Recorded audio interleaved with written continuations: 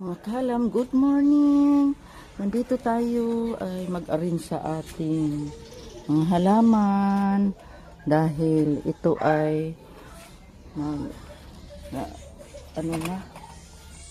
maganda na ito i-arrange. Ito ang ating pink moonlight. Ayan. Dito natin ito ilagay sa baba kasi masikip na. Lalo na itong ating Manila Pride, variegated Manila Pride, masikip na dito. I-arrange muna natin kasi ito,